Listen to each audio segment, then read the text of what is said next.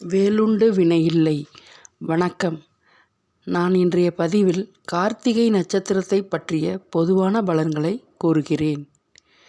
கார்த்திகை நட்சத்திரம் 3வது நட்சத்திரம். இந்த கார்த்திகை நட்சத்திரத்தில் 4 பாதங்கள் இருக்குது. முதல் பாதம் மேசராசியிலையும், 2ஆம் பாதம், 3ஆம் பாதம், 4ஆம் பாதம் இதுவெல்லாம் ரிஷபராசியிலையும் வரும். கார்த்திகை நட்சத்திரம் சூரிய திசையில் ஜனனம் எடுக்கிறாங்க.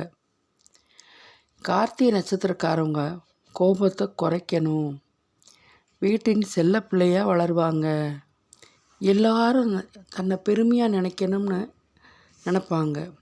யாராவது குறை கூறினால் பொறுத்து கொள்ள மாட்டாங்க. தெய்வ கடாட்சம் இருக்கும். கலைத்துறையில் ஆர்வம் உள்ளவர்கள், வல்லமை படைத்தவர்கள். ஆனால் இவங்க வயது முதிர்ந்தவங்களுக்கு நன்கு மரியாதை கொடுத்து நடந்துக்கணும். கார்த்திகை நட்சத்திரம் மிகவும் அருள் பொருந்திய நட்சத்திரம். முருகப்பெருமானின் வடிவமான கார்த்திகேயன் பிறந்த நட்சத்திரம்தான் இந்த நட்சத்திரம். நீங்கள் வழிபடக்கூடிய தெய்வமும் முருகப்பெருமான் தான். அத்தி மரத்தை வழிபட்டு வந்தாலும் இவங்களுக்கு ரொம்ப நல்லது நடக்கும். எல்லா விஷயங்களும் நல்ல விஷயங்களும் இவங்களுக்கு கைகூடும். இந்த நட்சத்திரக்காரவங்க சஷ்டி அன்னைக்கு முருகப்பெருமானை வழிபடணுன்னா ரொம்ப நல்லது. கார்த்திகை நட்சத்திரத்தில் ஒரு குழந்தை பிறந்துச்சுன்னா அவங்களோட பூர்வீக ஊரை விட்டு இடம்பெயர்ந்து தான் வேறு ஊரில் இருப்பாங்க. அந்த குடும்பத்துக்கு கன்னிப்பெண் தோஷமும் இருக்கும்.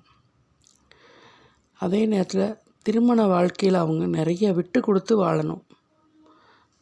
இவங்களுக்கு music, dance, fashion technology, catering, psychology இது எல்லா துறைகள்லையுமே சிறந்து விளங்குவாங்க. இவங்களுக்கு இரத்த சம்பந்தப்பட்டவங்க, அதாவது இரத்த சம்பந்தப்பட்ட உறவு முறைகளோ உடன் பிறந்தவர்கிட்டையோ இவங்க எதையும் எதிர்பார்க்காம இருந்தால் இவங்க வாழ்க்கையில் நல்லாயிருக்கும். அவங்களால இவங்களுக்கு நல்லது நடக்காது.